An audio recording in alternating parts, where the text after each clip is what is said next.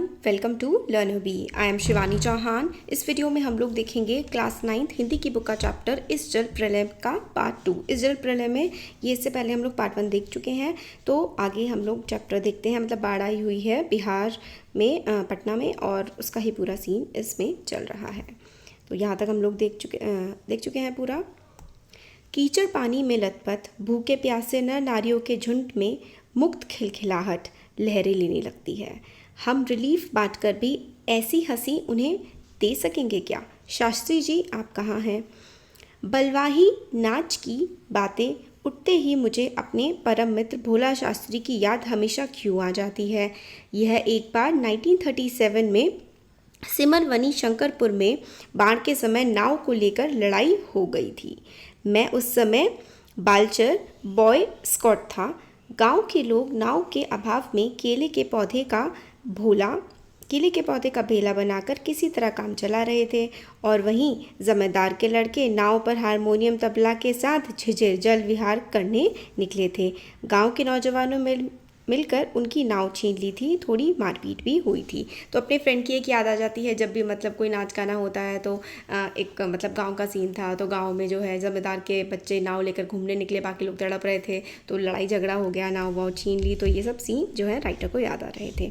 और 1967 में जब पुनपुन का पानी राजेंद्र नगर में घुस आया था, एक नाव पर कुछ सजे धजे युवक और युवतियों की टोली किसी फिल्म में देखे हुए कश्मीर का आनंद घर बैठे लेने के लिए निकली थी। नाव पर स्टोव चल रहा था, केतली चढ़ी हुई थी, बिस्कुट के डब्बे खुले हुए थे। एक लड़की प्याली में चम्मच डालकर एक अनोखी अदा से नेस्कफे के पाउडर को मथ रही थी, एक्सप्रेसो बना रही थी शायद। तो मतलब और आगे 1967 का जो सीन है उसमें कुछ जब बाढ़ आई है तो कुछ जो है नौजवान लड़के लड़की नाव पे बैठकर घूमने ही निकल पड़े कि भाई कश्मीर का मज़ा यहीं ले लिया जाए। चाय वाय बन रही थी नाव पर बैठ करके, कोई कॉफ़ी बना रहा था।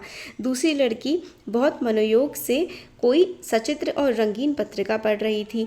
एक युवक दोनों पाँवों को फैलाकर बांस की लग्गी से नाव खे रहा था। दूसरा युवक पत्रिका पढ़ने वाली लड़की के सामने अपने घुटनों पर कोहनी टेक कर कोई मनोहक डायलॉग बोल रहा था।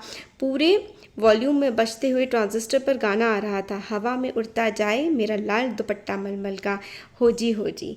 हमारे ब्लॉक के पास गोलंबर में नाव पहुंची थी कि अचानक चारों ब्लॉक की छतों पर खड़े लड़कों ने एक ही साथ किलकारियाँ, सीटियाँ, फप्तियाँ की वर्षा कर दी, और इस गोलंबर में किसी भी आवाज़ की प्रतिध्वनि मंडरा कर गूंजती है, सो सब मिलाकर स्वयं जो ध्वनि संयोजन हुआ उसे बड़े से बड़े गुड़ी संगीत निर्देशक बहुत कोशिश के बावजूद नहीं कर पाते। तो जो राइटर जहाँ पर रहते हैं उसमें आवाज़ गूंजती है उस एरिया में, तो अलग अलग तरफ से जो आवाज़ें आ रही थी वो इतनी ज़्यादा मिलजुल गई, इतनी गूंजी वो आवाज़ें। तो राइटर कहते हैं कोई बड़ा डायरेक्टर म्यूजिशियन भी ऐसी आवाज़ नहीं बना सकता था।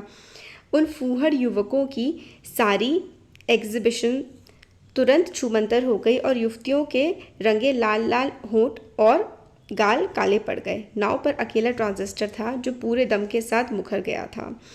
नैया तेरी मझधार होशियार होशियार, कहो राम सिंगर पनिया आ रहलो है। मतलब ये बिहार के साइड का म्यूज़िक है। उहू ना आ रहलो है। 2:30 बज गए मगर पानी अब तक आया नहीं। लगता है कहीं अटक गया, अथवा जहाँ तक आना था आकर रुक गया, अथवा तटबंध पर लड़ते हुए इंजीनियरों की जीत हो गई शायद, या कोई दैवी चमत्कार हो गया। नहीं तो पानी कहीं भी जाएगा तो किधर से। तो राइटर जिस एरिया में रहते हैं उस एरिया में पानी नहीं आया था। तो राइटर मतलब अलग अलग सोच रहे थे कि 2:30 बज गए हैं, पानी अभी तक हमारे एरिया में आया क्यों नहीं है, आखिर हो क्या गया है। रास्ता तो इधर से ही था पानी का। चारों ब्लॉक के प्राय है सभी फ्लैटों की रोशनी जल रही है, बुझ रही है। सभी जगे हुए हैं। कुत्ते रह रहकर सामूहिक रुदन करते हैं और उन्हें राम सिंगर की मंडली डांट कर चुप करा देती है। चौप चौप इस तरीके से चुप भी करा देते हैं लोग कुत्तों को।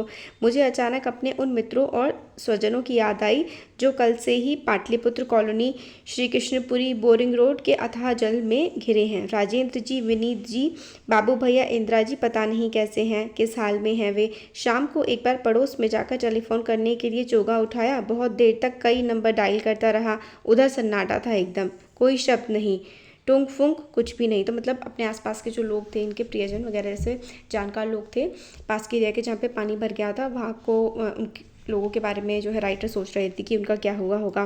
बिस्तर पर करवट लेते हुए फिर एक बार मन में हुआ कुछ लिखना चाहिए, लेकिन क्या लिखना चाहिए? कुछ भी लिखना संभव नहीं। और क्या ज़रूरी है कि कुछ लिखा ही जाए? नहीं, फिर स्मृतियों को जगाऊंगा तो अच्छा।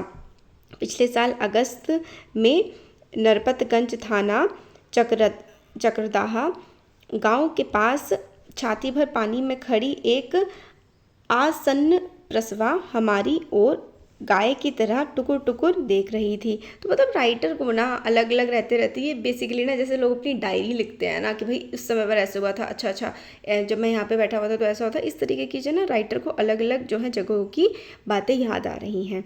फिर नहीं, अब भूली बिसरी याद नहीं, बेहतर है आंखें मूंदकर सफ़ेद भेड़ों के झुंड देखने की चेष्टा करूं। उजले उजले सफ़ेद भेड़ों के झुंड झुंड, किंतु सभी उजले भेड़ अचानक काले हो गए। बार बार आंखें खोलता हूँ, मूंदता हूँ, काले को उजाला करना चाहता हूँ। भेड़ों के झुंड भूरे हो जाते हैं, उजले भेड़ काले भूरे, किंतु उजले उजले गेरुए रंग के पेड़। मतलब राइटर रात को सोने की कोशिश कर रहे हैं कि चलो भेड़ों के बारे में सोचता हूँ, भेड़ गिनता हूँ, इस तरीके के भेड़ों का कलर बदल रहा है। राइटर की सोच में ये सब लिखा हुआ है। ओई झाँको ऐसे गहले जल, झकझोर कर मुझे जगाया गया। घड़ी देखी, ठीक 5:30 बज रहे थे, सवेरा हो चुका था। आ रहलो है पानी आ गयो, मतलब पानी जो है वो उनके मोहल्ले में भी अब आ गया था राइटर के। आंखें मलता हुआ उठा पश्चिम की ओर। थाना के सामने सड़क पर मोटी डोली की शक्ल में मुंह में झाग फेंक लिए पानी आ रहा है, ठीक वैसा ही जैसा शाम को कॉफ़ी हाउस के पास देखा था। पानी के साथ साथ चलता हुआ किकोल करता हुआ बच्चों का एक दल उधर पश्चिम दक्षिण कोने पर दिनकर अतिथिशाला से, और आगे बस्ती के पास बच्चे कूद क्यों रहे हैं? नहीं बच्चे नहीं, पानी है, वहाँ मोड़ है, थोड़ा अवरोध है, इसलिए पानी उछल रहा है। पश्चिम उत्तर की ओर ब्लॉक नंबर 1 के पास पुलिस चौकी के पिछवाड़े में पानी का पहला रेला आया। ब्लॉक नंबर 4 के नीचे सेठ की दुकान की बाएं बाजू में लहरें नाचने लगी। तो मतलब पानी जो है वो अलग अलग एरिया में से, तो गलियाँ होती हैं तो गलियों से आराम से घूम घूम कर पानी उनके एरिया में आने वाला था। अब मैं दौड़कर छत पर चला गया। चारों ओर शोर कोलाहल, करलव, चीख पुकार और पानी का कलकल रव, लहरों का नर्तन। सामने फुटपाथ को पार कर अब पानी हमारे पिछवाड़े में सशक्त बहने लगा है। गोलांबर के गोल पार्क के चारों ओर पानी नाच रहा है। आ गया।